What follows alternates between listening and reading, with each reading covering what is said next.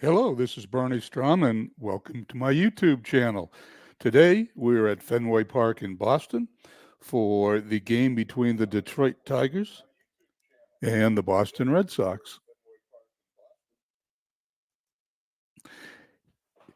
Just had to shut down the sound I had on my iPad. Anyway, we're here at Fenway Park in Boston on May 18th, 1914 for the Detroit Tigers at the Boston Red Sox.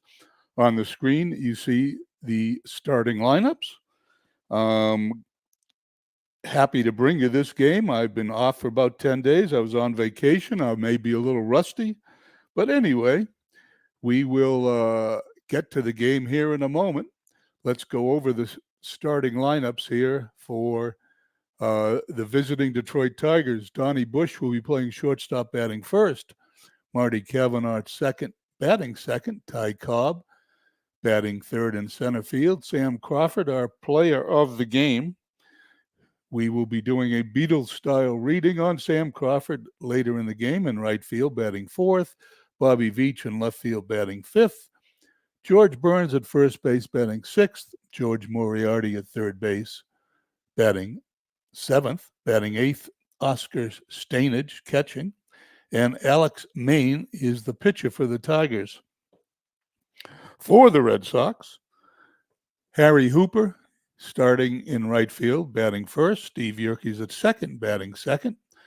Duffy Lewis in left, batting third. Tris Speaker in center field, batting fourth. Everett Scott batting fifth at short. Larry Gardner batting sixth at third. Clyde Engel batting seventh at first. Pinch Thomas catching and batting eighth. And Rube Foster pitching and batting ninth. I'm glad everybody's here. Let's go down to the field and check the teams.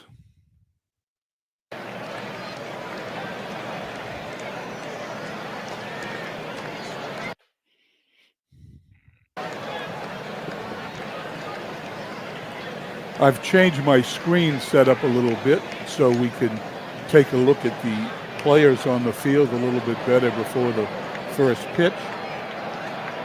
And I've also gone from the standard screen image to the modern screen image. Anyway, once again, here we go defensively for the Red Sox. We have Lewis in left, Speaker in center, Hooper in right, third base Gardner, shortstop Scott, Yerkes at second, Engel at first, Thomas doing the catching, and Rube Foster doing the pitching this year. He is 2-2 in 6 starts with a 1.72 ERA. I went over the lineups earlier, so here we go with the first batter. Bush stepping in, batting .207, no home runs, 5 RBIs. Need to adjust the sound a little bit here.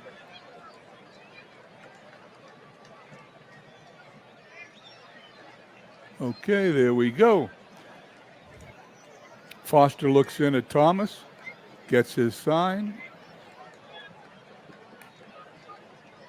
Here's the pitch to Bush.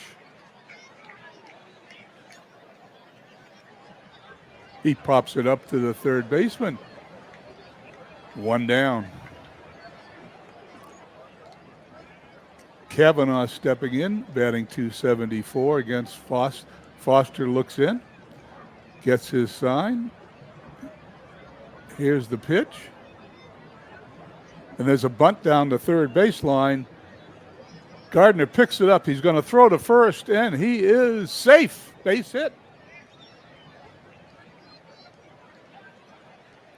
Kavanaugh singles on a bunt down the third baseline. Runner on first base for the Tigers here in the top of the first.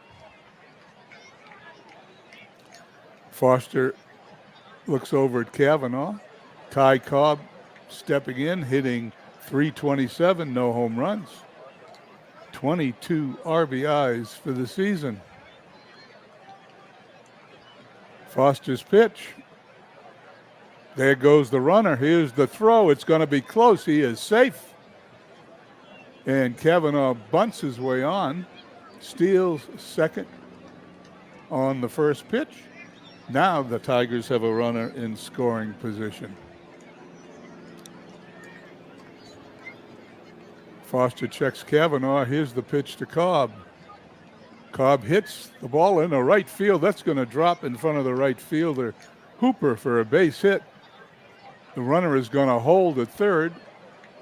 Now there's runners on first and third. One away here in the top of the first. Tigers are threatening. Foster now pitching to Crawford. 2 home runs, 12 RBIs on the season. Batting .296. Foster checks the runners, gets the sign. He's into the windup. Crawford hits a pop-up to the infield. Scott is under it by the pitcher's mound, puts it away for the out. We now have 2 down. Runners have to hold.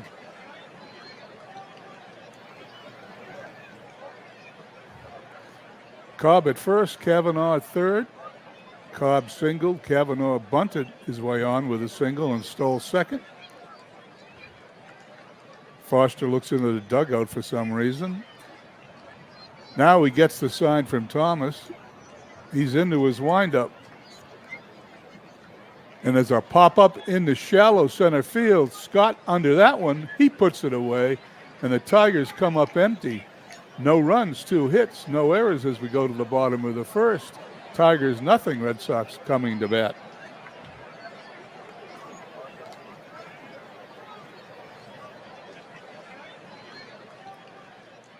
In the outfield for the Tigers, we have Veach, Bobby Veach in left, Ty Cobb in center.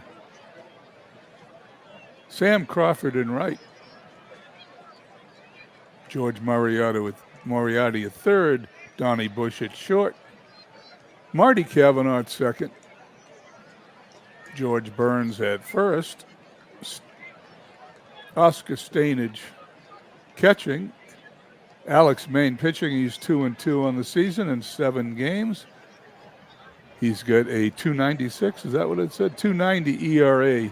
First batter up, Harry Hooper, batting .250 on the season. Main is into his windup. And there's a line drive into right field. Hooper starts the game with a leadoff single to right field. Takes a turn at first, goes back to the bag. Red Sox have a runner on first. 007 checks in. Good afternoon to you. Hope everything is okay. Thank you for checking in. Runner on first base is Harry Hooper. Hooper takes his lead. Main checks on Hooper, gets the sign from catcher Stainage. Steve Yerke's batting .215 on the season. Main is into his windup. Here's the pitch, and there's the bunt right at the first baseman. He's going to flip to first base, and he is going to be safe. He beat it out. Sacrifice bunt. Hooper goes to second. Yerkes beats that out. They gave him a hit on that. 2 bunt singles in the first inning, one by Detroit, one by Boston. And just like the Tigers, the Red Sox have something going here. Nobody out here in the bottom of the first. Hooper at second, Yerkes at first. Duffy Lewis batting .360, stepping in to face Maine. Maine checks the runners. He's into his windup. Here's the pitch. And there's a ground ball to second. He's going to throw to first. He's not going to get him. He's safe at first on an infield hit. And the Red Sox have the bases loaded. Nobody out, bottom of the first. 3 batters up, 3 hits. We had a line drive single to right, then a bunt single, and an infield hit to second base. Bases are full.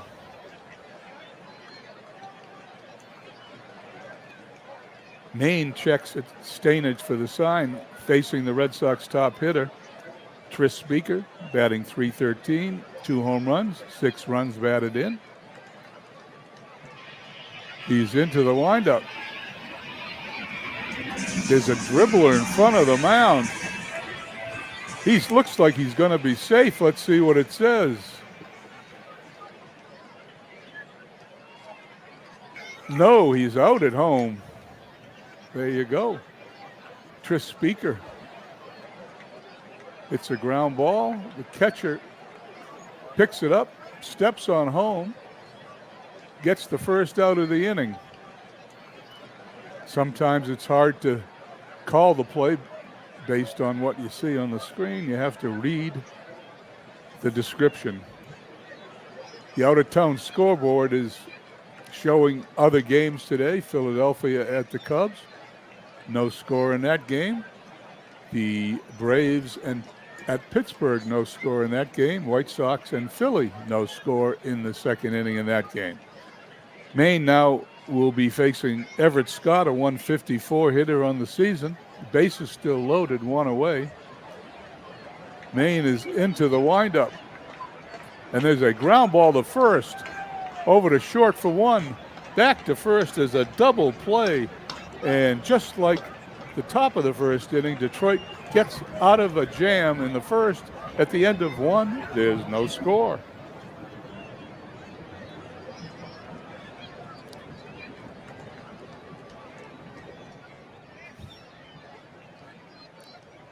Here we go in the top of the second inning. Burns, Moriarty, and Stainage to face Rube Foster.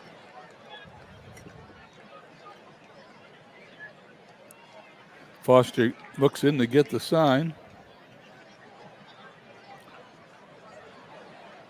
He's into his windup.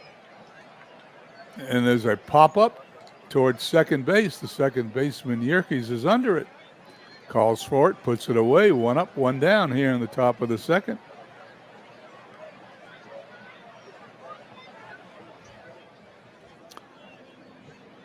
George Moriarty batting .250, stepping in from the right side to face Foster. Foster's into his windup. And there's a fly ball in the right field, and Hooper gets it on his shoe tops. That almost dropped for a single, but it is an out. 2 up, 2 down for the Tigers. As Foster will now face the catcher Stainage. Stainage, 206 hitter, no home runs. 8 runs batted in. Foster's into his windup. And there's a line drive in the right field that looks like it's going to drop. It's a base hit. Hooper picks it up on the hop. Stainage rounds first, holds as the ball comes into the second baseman. Runner on first. Both teams now with 3 hits here in the top of the second inning. Alex Maine, the pitcher, batting .111, 1 for 9 in his limited appearances. Thomas Bartlett checks in. Hello. Thank you for coming by, Thomas. Both teams have 3 hits. Runner on first, checked by Foster. He's into the windup. Here's the pitch. He struck him out. The inning is over at the end of 1.5. There's no score.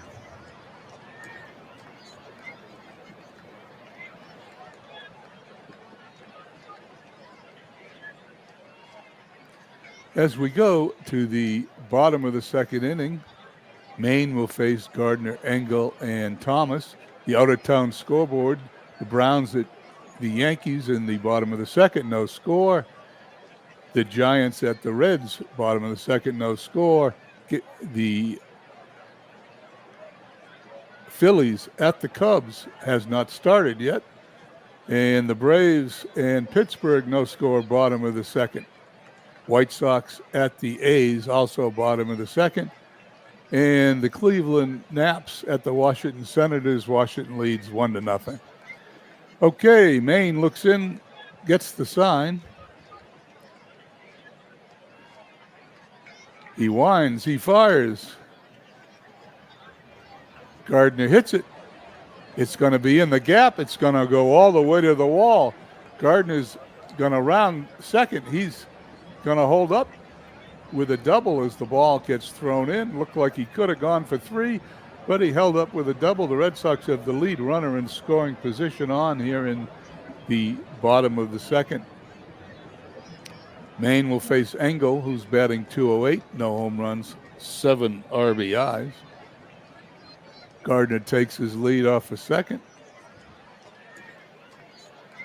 Here's the pitch. There's a ground ball bunt down the third base side. There's the throw to first. The ball gets away from the first baseman. It was in the dirt. The runner is safe. Gardner goes to third. That's going to be an error on the throw by the third baseman. And the Red Sox have runners on first and third. Nobody out, bottom of the second. Gardner at third. Engel at first. Pinch Thomas is up, batting .261, a home run. 4 runs batted in on the season. Maine checks his runners, gets his sign. He's into the stretch. Here's the pitch. And there's a fly ball in the center field. Ty Cobb has it. The runner's going to score without a throw, and the Red Sox lead 1-0. Thomas knocks in the first run of the game. Rube Foster stepping in, 2 for 15 this season, facing Alex Maine, who has a .278 ERA. Maine checks Engel at first.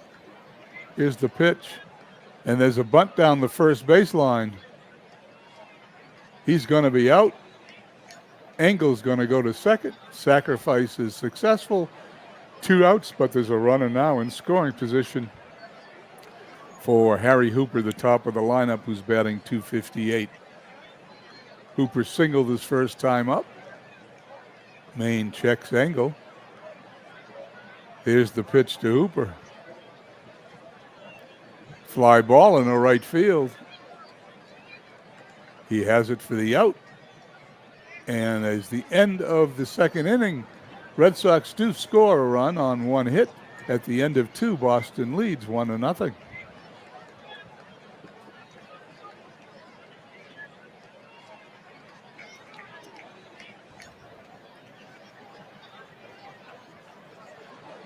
Ken Castro, thank you for coming by.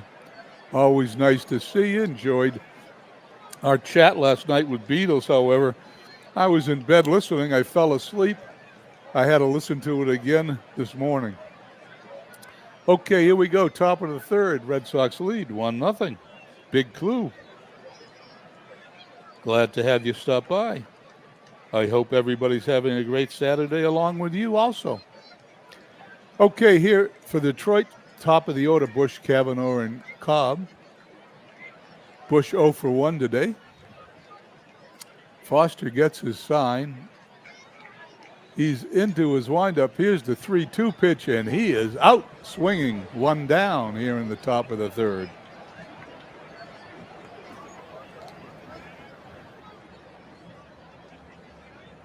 Marty Cavanaugh stepping in. He's 1 for 1 today at a bunt single, his first time up. Foster has his sign, and he's into the windup. Ground ball to third. Gardner over to Engel at first. 2 up, 2 down here. Top of the third.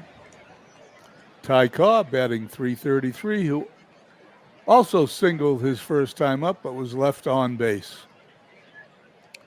Cobb now batting, nobody on.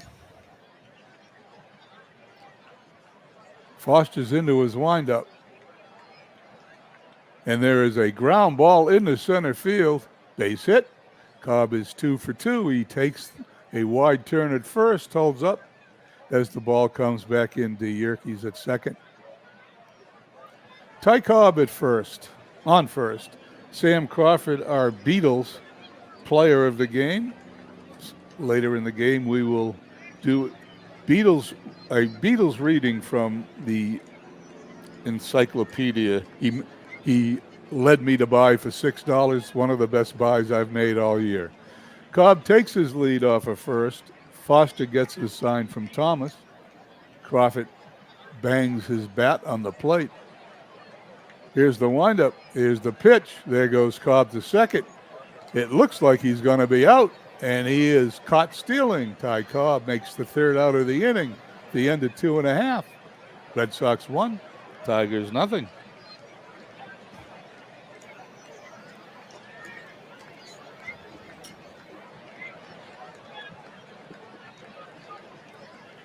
Here we go in the bottom of the third inning. Yerkes, Lewis, and Speaker due up.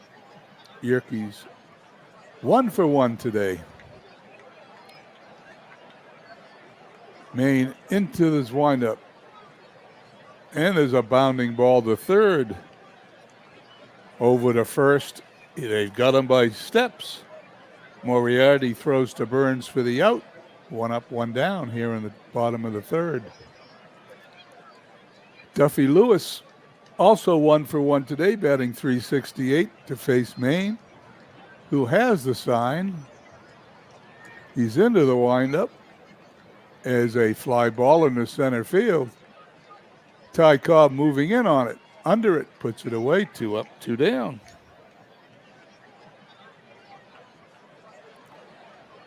Quick inning so far here in the bottom of third as Tris Speaker 0 for 1.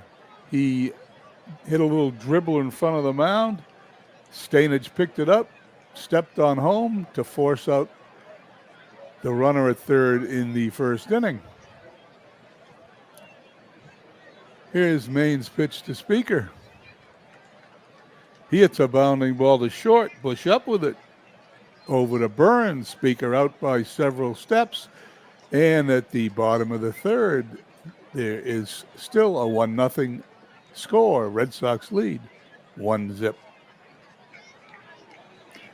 Top of the fourth inning we go. Crawford, Veach, and Burns. Crawford 0 for 1 on the day. Foster's into his windup.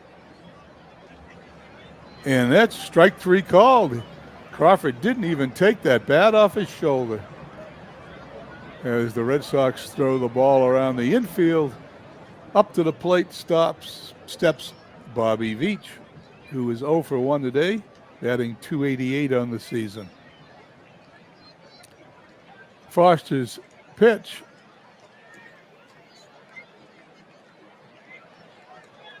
There it is. It's a pop-up. He's out. Unassisted. It was a ground ball. I missed it. But it's, in any event, he's out. 3 unassisted. 2 up, 2 down here in the top of the fourth. George Burns 0 for 1 on the day, a .283 hitter.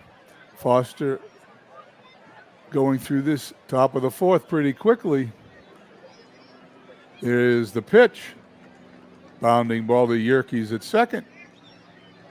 Over to Engel. 3 up, 3 down. Top of the fourth. We go to the bottom of the inning. Red Sox ahead 1-0.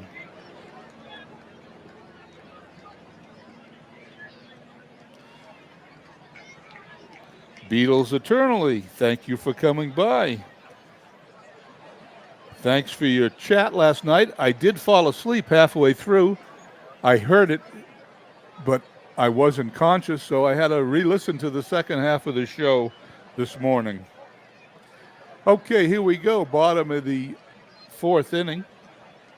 Red Sox send up Scott, Gardner, and Engel in a 1-0 game, both teams with 4 hits. Pittsburgh leads the Braves 4-0, top of the fourth. White Sox leading the A's 1-0 in the bottom of the fourth. Senators lead the Naps 1-0 in the fifth inning. The Yankees lead the Browns 2-0 in the fourth. Giants lead the Reds, bottom of the fourth, 3-0. And Brooklyn and St. Louis have not started yet. They're in Chicago in the out-of-town scoreboard. Maine to face Scott. Scott today is 0 for 1. Maine is into his windup. Scott hits a shallow pop-up in the foul territory. Burns puts it away for the out. 1 up, 1 down, bottom of the 4th. We have a 1-0 pitchers duel here in our 1914 dead ball era game. Gardner 1 for 1. Larry Gardner doubled his first time up.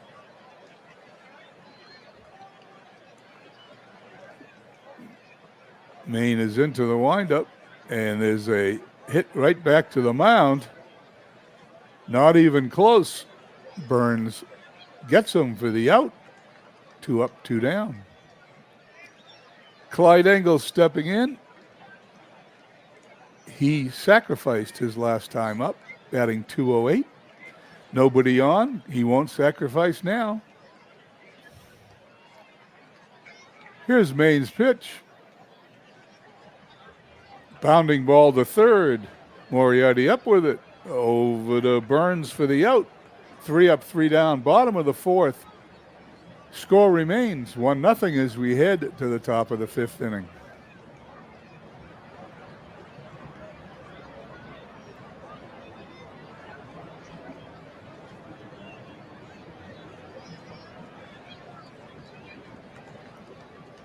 Here in the top of the 5th, Foster will face 7, 8, and 9 batters, Moriarty, Stainage, and Maine.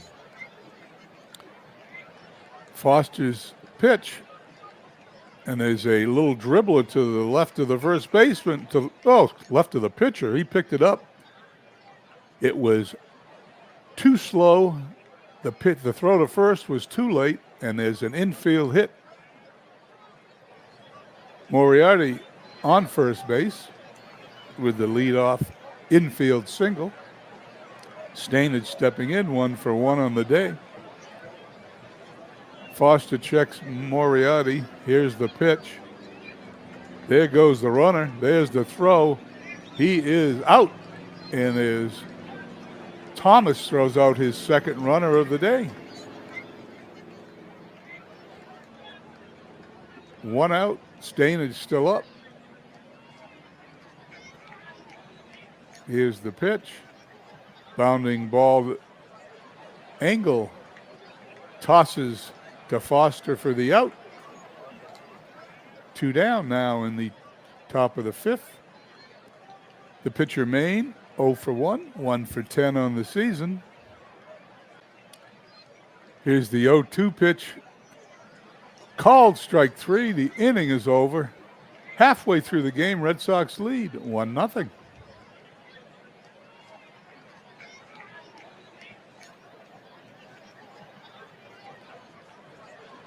Giants lead the Reds 3-0. Brooklyn's game is underway. There's no score. The Philadelphia game's underway. Is no score. Pirates lead the Braves 4-0. White Sox lead the A's 3-0. Here we bottom of the 5th. Thomas, who's thrown out 2 runners, attempting to steal today, followed by the pitcher Foster, the top of the order, Hooper.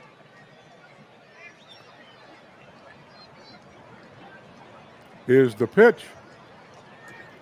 There's a little dribbler in front of the plate. There's not, well, he did throw it. Didn't look like he was going to throw it because he had no chance. Another infield hit for the Red Sox. Thomas on first. Nobody out. Pitcher Foster due up. What do you think? We're going to have a bunt? Let's see. Here's the pitch. We're going to have a steal attempt. Not even close. Why did he slide? 1 down. No reason for Foster to bunt now. Here's the pitch. Ground ball to short. Bush up with it over to Burns.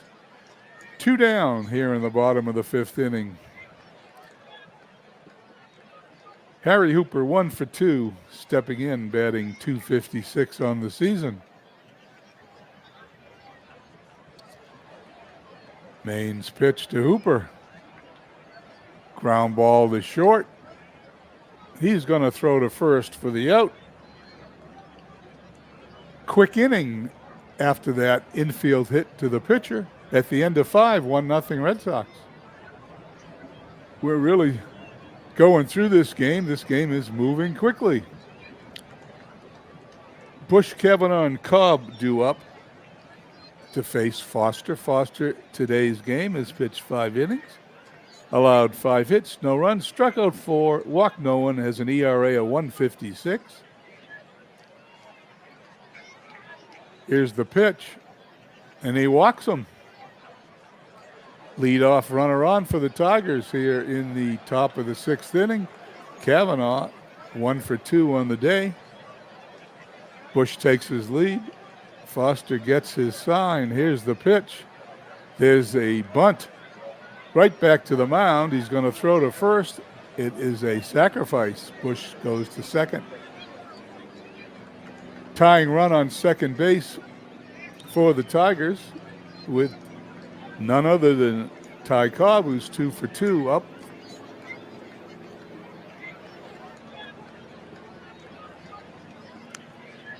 Bush takes his lead. Foster gets his sign. Here's the pitch to Cobb. Ball 4. Probably a smart move. My guess is he didn't even try to pitch to him.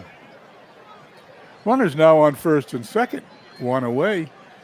Our Beatles player of the game, Sam Crawford, due up. We won't do our Beatles reading now. We'll do it his next time up. Bush takes his lead. Cobb takes his lead. Foster checks on the runners, gets the sign. Here's the pitch. There's a base hit in the right field. Let's see if this runner's going to score. No, he's going to hold. That ball was hit so hard. Bush had to hold up at third base, and for the second time in the ball game, the Tigers have the bases loaded with 1 out. Crawford at first, Cobb at second, Bush on third. Bobby Veach 0 for 2 at the plate, batting .284.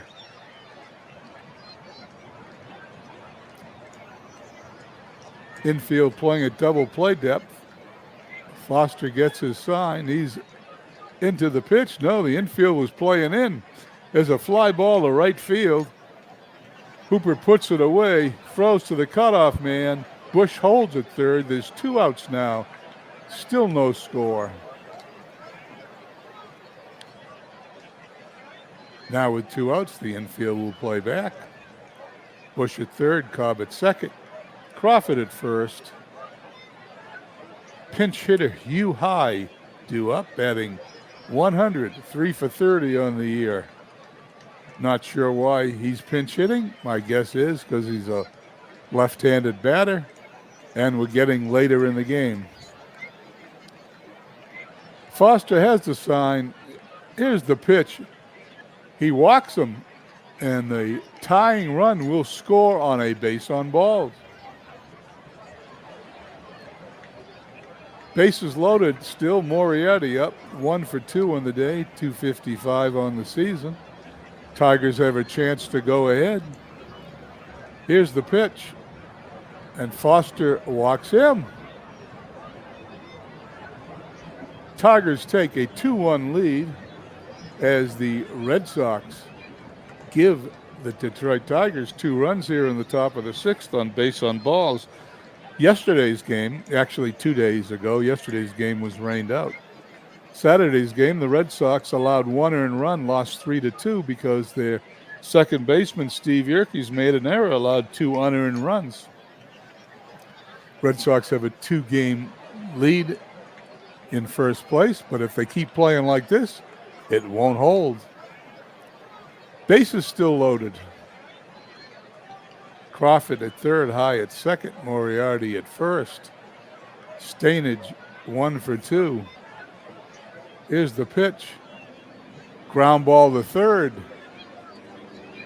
Over to Engel. The Red Sox get out of the inning, but not before giving up the go-ahead runs here at the top of the 6th. Score at the end of 5.5. Tigers 2, Red Sox 1.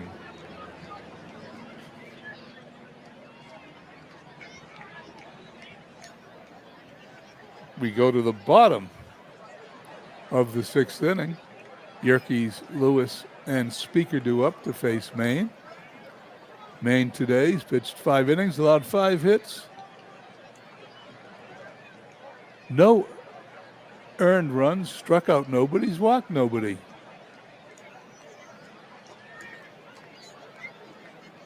Here's the pitch to Yerkes. A bunt attempt for a single. The catcher's got it, throws him out by plenty. One down, bottom of the sixth. Duffy Lewis 1 for 2 today, batting .364. Red Sox looking to get a runner on. Maine into his windup. Bounding ball to third. Moriarty up with it, throws to Burns. He's got him, 2 up, 2 down here in the bottom of the sixth as Maine is going through the order pretty quickly. Tris Speaker 0 for 2 on the day, batting .306 on the season. Maine looks in. Here's the pitch to Speaker. And there's a line drive in the left field. It's twisting into the corner. The left fielder picks it up. He's throwing to second. Cobb's going to second. He slides. He's safe. And Tris Speaker's,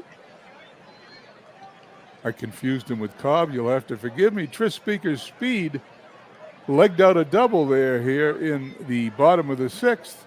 With 2 away, the Red Sox have a runner in scoring position with Everett Scott only hitting .149 on the year, 0 for 2 on the day. Maine checks Speaker at second. Here's the pitch. Scott hits a ground ball to second. Kavanaugh to Burns. Tigers are out of it at the end of 6 innings, 2-1 Detroit. We go to the top of the 7th inning. Attendance here at Fenway Park today, 6,274 on a partly cloudy day. 59 degrees here on May 14th. The wind is left to right at 13 miles per hour. Foster will face the pitcher Maine, top of the order Bush and Kavanaugh. Maine 0 for 2 today. Here's Foster's pitch. Ground ball to third. Gardner up with it. Throw to first. Angle steps on the bag. 1 up, 1 down.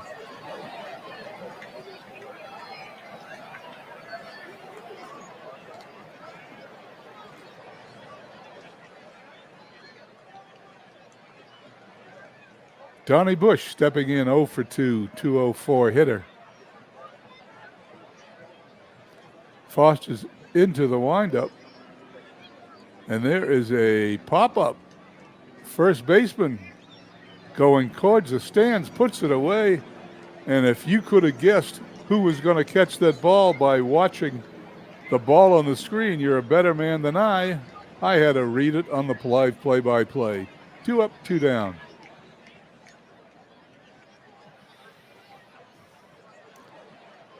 Marty Kavanaugh, 1 for 2 on the day, 278 hitter for the season. Here's Foster's pitch. There's a line drive in the right center field. That ball's going to drop. It's in the gap. Speaker picks it up, throws it into second. Kavanaugh stands on second base with a double. He beat the throw. And the Tigers here in the top of the 7th have a runner in scoring position.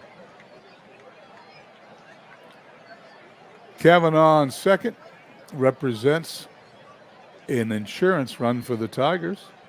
Ty Cobb due up. They judiciously walked him his last time up. 2 for 2 on the day, 340 on the season. Let's see what Foster does to him now. Foster pitches to him, and Cobb hits a fly ball to right field. Hooper under it, puts it away. The inning's over.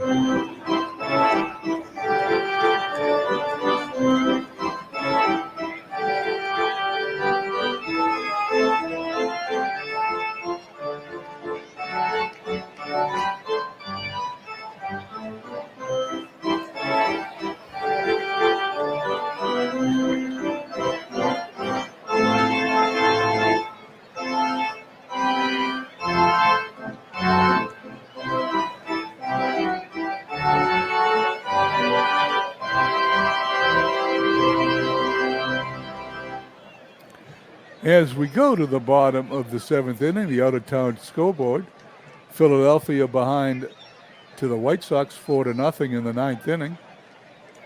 Senators lead the Naps 1-0 in the 7th. Yankees 4-2 over the Browns in the 7th.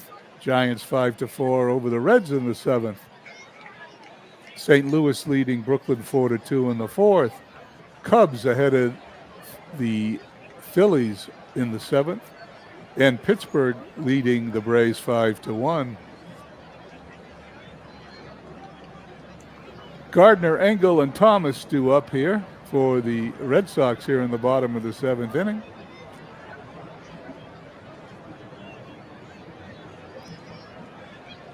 Maine is into his windup. Ground ball to second. Kavanaugh to Burns, one away. Red Sox lost 3-2 in their last game against the Tigers, and the Tigers look like they may be doing it to them again as Engel stepping in. 0 for 1, batting .205. Here's Maine's pitch. There is a line drive into right field. That is going to go over the head of the right fielder. That's going to take a couple of bounces. That's going to hit the right field wall. Engel rounding second, heading for third. The throw is not going to be in time. Even Engel slides, doesn't have to. The throw is way late, and the Red Sox are in business. Runner on third, one away, bottom of the 7th inning. Pinch Thomas 1 for 1, 292 hitter. Maine glances at Engel, who's taking a short lead at third. Infield in, here's the pitch. Ground ball to short, the play is going to be at the plate. He is out at home. I don't know why they do it, but that's the second runner thrown out at the plate today for the Red Sox. Pinch Thomas reaches first base on a fielder's choice, and the threat is by the boards as Rube Foster, the pitcher, only hitting .125, stepping in for the Red Sox.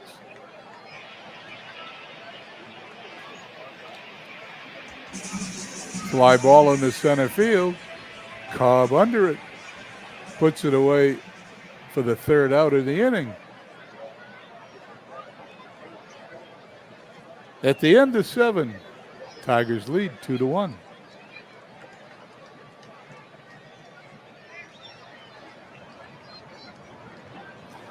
Reason I'm playing the 1914 Red Sox is they finished in second place. They lost to the Philadelphia A's by 8.5 games.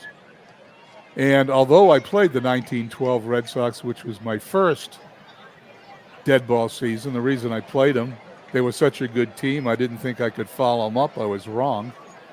I'm playing 1914 because I enjoy playing teams that did not win to see if I can win.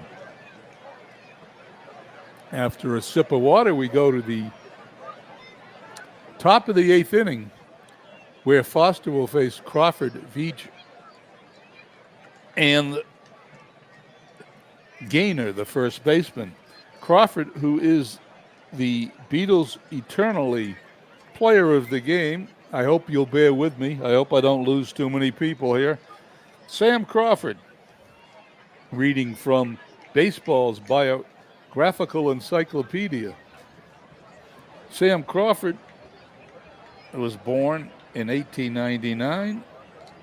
He was born in 1880, April 18th. He died in 1968 on June 15th. He's from Hollywood, California. Outfielder Sam Crawford was one of the greatest all-around players of the dead ball era. Although overshadowed in the public eye by teammate Ty Cobb, Wahoo Sam was more than respectable on offense and vastly superior to Cobb on defense.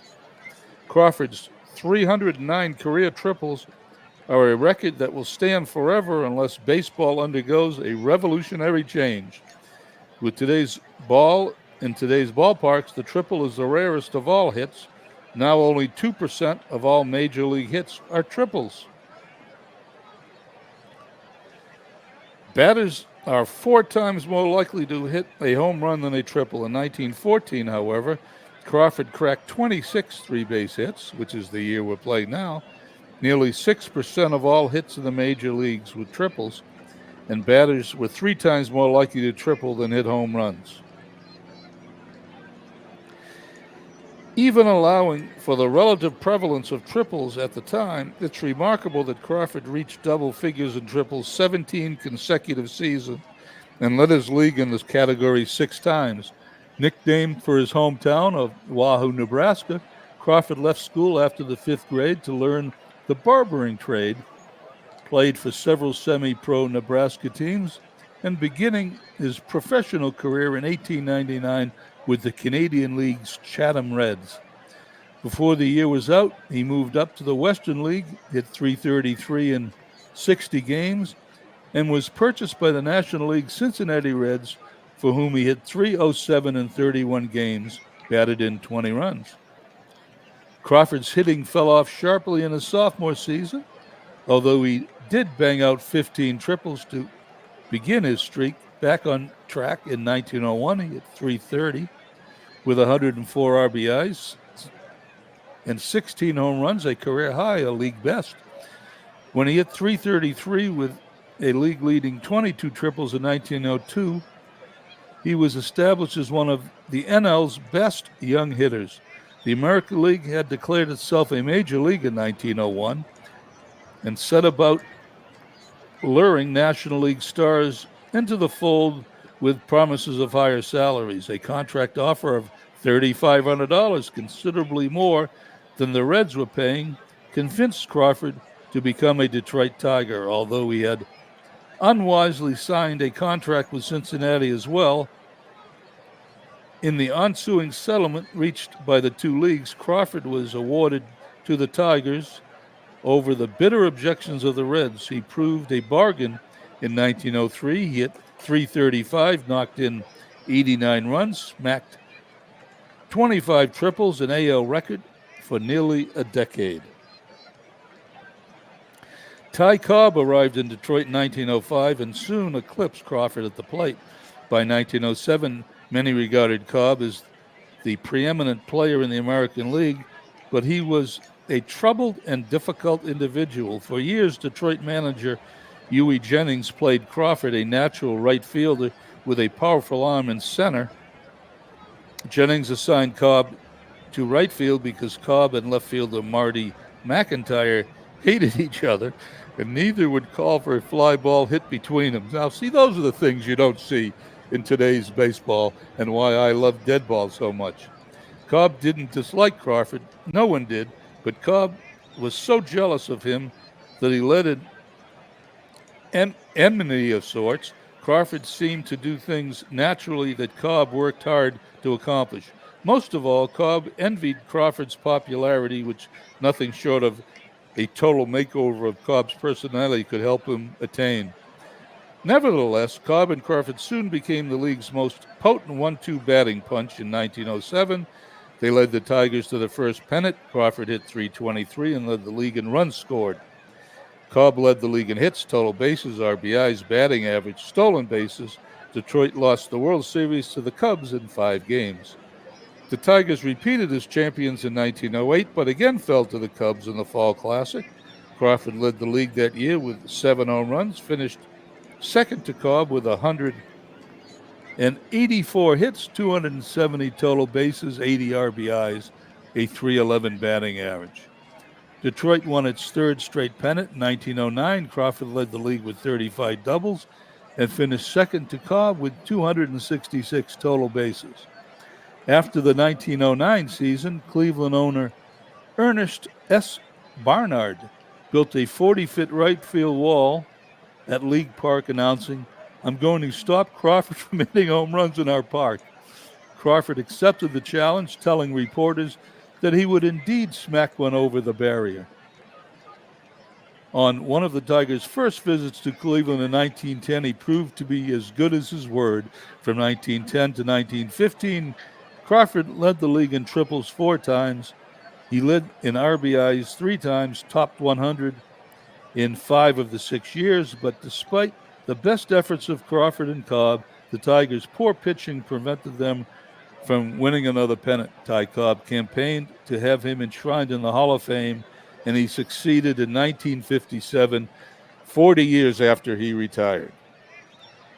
Anyway, that's Sam Crawford, who I knew nothing about before I started to play dead ball. Thank you very much, Beatles.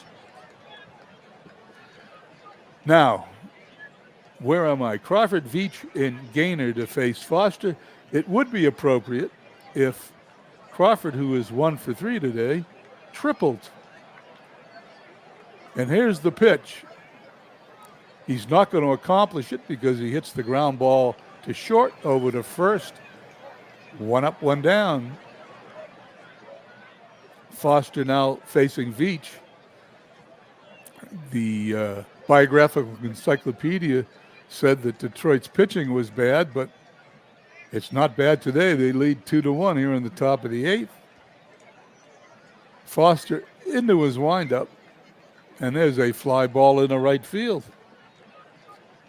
Hooper's under it. He puts it away for the out. 2 up, 2 down. Dale Gaynor, the first baseman, his first time up today. He's only had 1 at bat, and he came in to play first base when there was a pinch hitter for Burns. Here's the pitch, and he's going to hit a bounding ball to short. Scott's up with it to Engel at first. At the end of 7.5, Tigers still lead 2-1.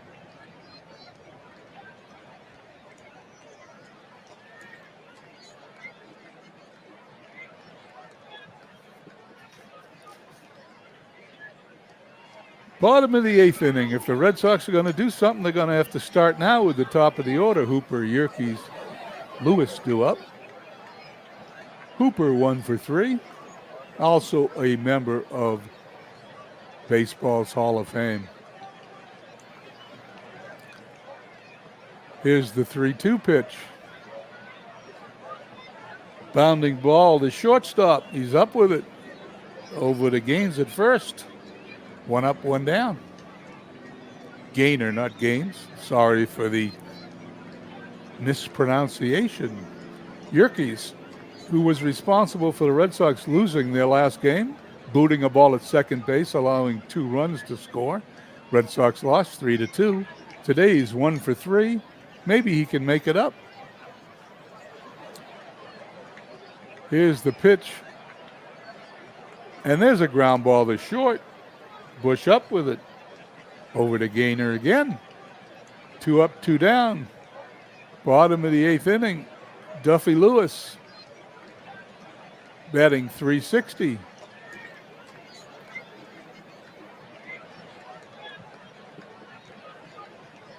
And here's the pitch by Maine. And Lewis hits a ground ball up the middle. Red Sox have a little life left in them as Duffy Lewis singles with 2 outs here in the bottom of the 8th. If you're going to single and you're going to get on, and the Red Sox are going to need a run, the guy they want at plate is Tris Speaker, the guy I confused with Ty Cobb earlier today. He's 1 for 3. 2 home runs, 6 RBIs. We sure could use a home run right now.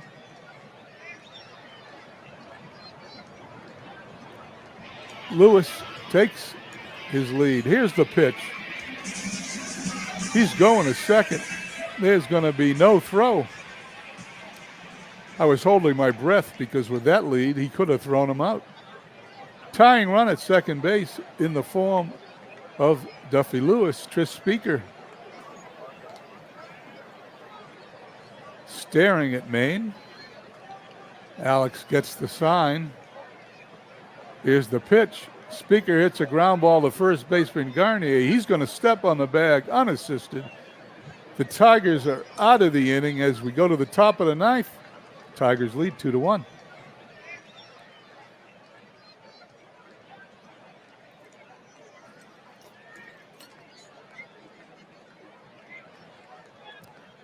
Okay. In the out-of-town scoreboard, the Giants lead the Reds 5-4, bottom of the 8th. St. Louis leads Brooklyn 4-2 in the fifth. Cubs losing to the Phillies in the fifth, 3-1. Pittsburgh in the ninth leading the Braves 7-1. The White Sox leading the A's in the ninth inning 4-0. Cleveland and Washington all tied up in extra innings. Here in the top of the ninth, Moriarty, Stainage, and Maine, the bottom third of the Tiger order to face Foster. Is Foster's pitch. Pop up to first. Angle under it. Got it for the out. One up, one down. Stainage, who's 1 for 3 today, batting .210. Foster into the windup. Here's the pitch.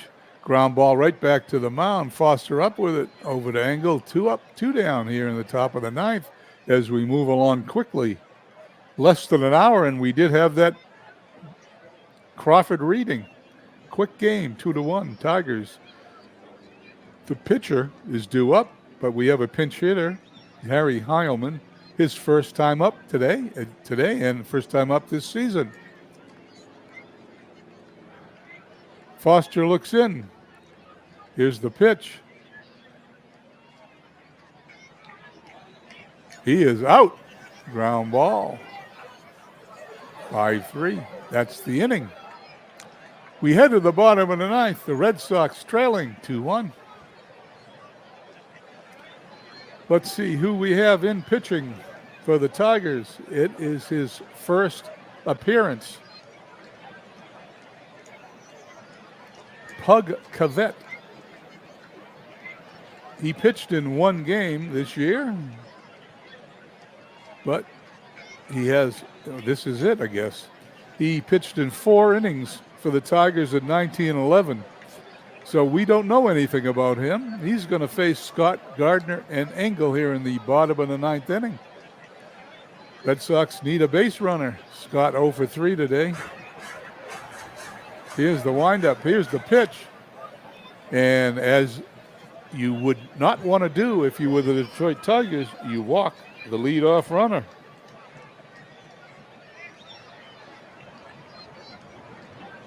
Scott on first. Kerrigan, the manager, up, who's batting for the first baseman, Engel.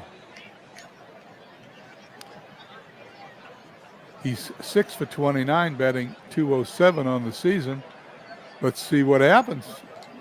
Would you put in a pinch hitter to bunt? Maybe, maybe not. Scott takes his lead. Here's the pitch.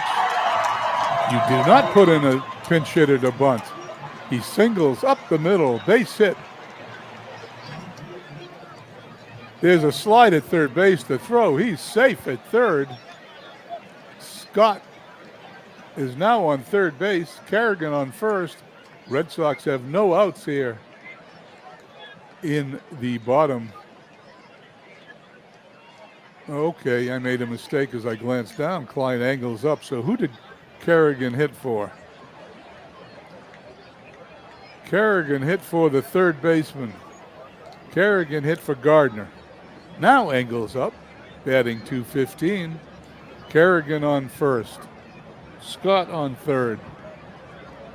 What will the computer manager do here? Cavett looks in. Here's the pitch. There's a ground ball to third. He's going to throw to first. Excuse me, it was the shortstop throws to first. The game is all tied up at 2. Kerrigan goes to second. I guess that ball was not hit hard enough to get Everett Scott coming in from third. We now have a tie game with the winning run at second base. 2 outs. Hendrickson, a pinch hitter, coming in to hit for the pitcher Scott. He's 1 for 5 on the season. He is their primary pinch hitter. Let's see what happens. Cavet's pitching to Hendrickson. There's a ground ball to third. Over to first. We are headed for extra innings.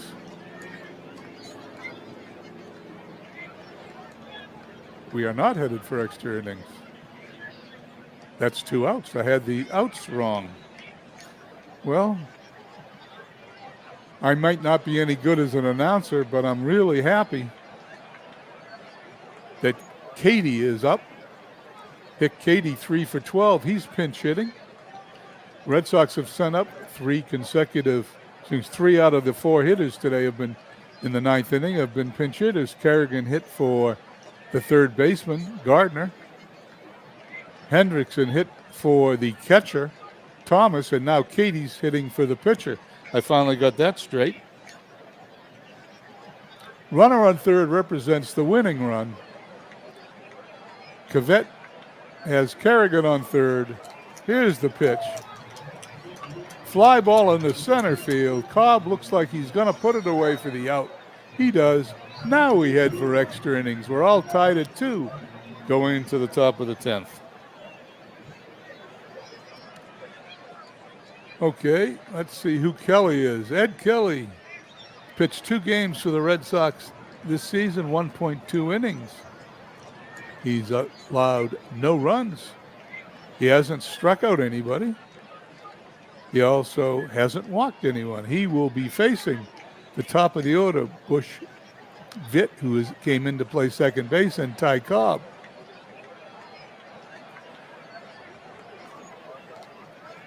Here's Kelly's pitch to Bush. And it's a ground ball to the first baseman, takes it to first. Unassisted, 1 up, 1 down, top of the 10th. Vitt, who's got 6 at-bats this season, no hits, will face Kelly. Kelly's into his windup. Vitt hits a fly ball in the right field. Hooper moving to his right, puts it away for the out. 2 up, 2 down. Ty Cobb comes to the plate. 2 for 3 today, hitting .336. Let's see how Kelly does against arguably baseball's best player. Here's the windup. Here's the pitch. Well, you know what he wanted to do. He hit Ty Cobb with a pitch. And although the runner and leading runner goes to first base, probably better than allowing him to hit. Cobb on first. Will he steal second or attempt to steal second with Crawford up? Let's find out. Kelly throws. There's the steal. There's the throw. He is safe. Cobb, the go-ahead run, now on second base. Kelly's going to have to do something with Crawford. My guess is he may walk him. Let's see what happens. Here's the pitch. He walks him intentionally.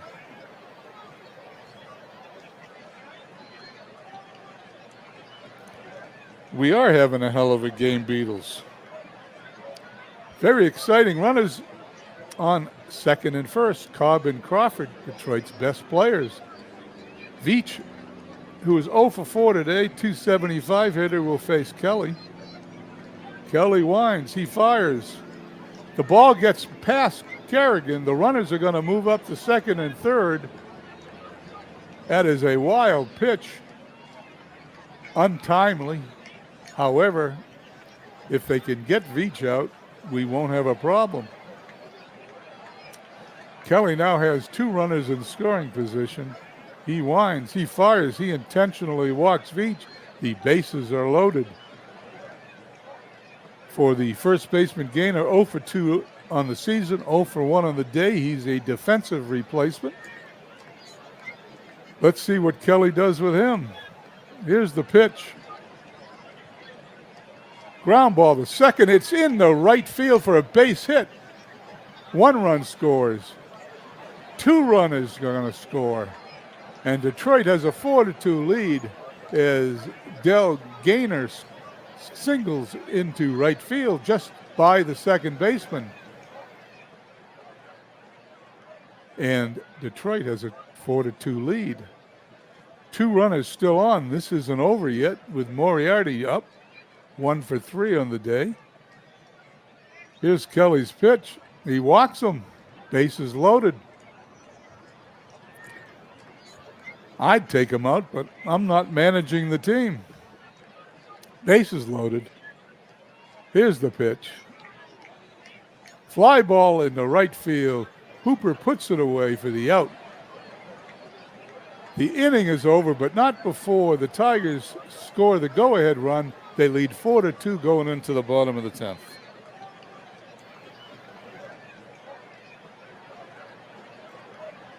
Doesn't look good for the hometown team. Hooper, Yerkes, and Lewis due up here in the bottom of the inning. Cavett, who didn't particularly have a good ninth inning, stays out there for the 10th. 1 for 4 today is Hooper, batting .250. Here's Cavett's pitch. Ground ball to short. Over to first. Gainier puts it away for the out. 1 up, 1 down. Steve Yerkes also 1 for 4, batting .217. Cavett's into his windup. Here's the pitch. He walks him. That's what got him in trouble the last game. Red Sox have the tying run at the plate in the form of Duffy Lewis, who's hitting .367. 2 for 4 on the season. He's second in the American League this year. Cavett checks Yerkes. Here's the pitch. Check swing. He walks him. Well, you know, relief pitching is not the strength of the dead ball era. Tris Speaker steps to the plate. Runners on first and second. 1 away. Speaker 1 for 4, batting .310. Here's the pitch. He strikes out swinging. 2 down. Well, that didn't work out. Speaker strikes out. Everett Scott stepping in, batting a brutal 147, 0 for 3 on the day. Tying run on first. Yerkes at second. Let's see what Cavett does. Fly ball to center field. Ty Cobb coming in a couple of steps, puts it away. The game is over. Detroit beats the Red Sox 4-2 in 10 innings in a very good game here in Fenway Park. The Red Sox, however, dropped their second in a row to the Tigers. After we play the rest of today's games, let's see if they remain in first place. Red Sox lose 4-2. The Tigers 4-8-1. Tigers 4-8-1. Red Sox 2-9-0. The Detroit Tigers picked up a win at Fenway Park, knocking off the Boston Red Sox 4-2. Starting pitcher Alex Maine was the big reason why. The loss has the Red Sox now at 15-8. Detroit used the timely hitting of Dale Gaynor to seize the win. The first baseman stroked a 2-run single in the top of the 10th to put the Tigers on top 4-2. It was his only hit in 2 at-bats, but it was a game changer. It takes a lot of things to win a ball game, says Detroit manager Huey Jennings. It's usually not just one thing. Well, let's look at these box scores. Wasn't much hitting. Lewis 2 for 4 for the Red Sox. Kavanaugh and Cobb had 2 hits, but the big hit once again was by the first baseman Gaynor. The pitchers, Maine, didn't allow any earned runs, although he didn't get the win. The winner went to Cavett. He's 1-0, along with a blown save, pitched 2 innings, walked 3. Foster, who pitched 9 innings, also didn't get a decision. Kelly 0-1 for the season for the Red Sox. As we leave the game, we're going to finish today's games, and we are going to go over and check the standings to see how the Red Sox are doing. Red Sox remain in first place, although the White Sox won their game today and picked up a game. They're 1 game behind, although they're 4 games behind in the loss column. They have 29 games. The Red Sox have only played in 23. The Braves are 6-14. They got a long way to go, but the Braves, who won in real life, have their work cut out for them here in May in the 1914 season.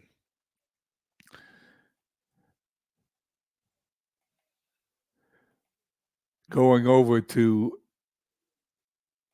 the Major League leaders, Ray Schock for the White Sox leads Major League Baseball hitting .430. Jimmy Walsh of the Yankees with 5 home runs leads in home runs. St. Louis, Chief Wilson leads in RBIs.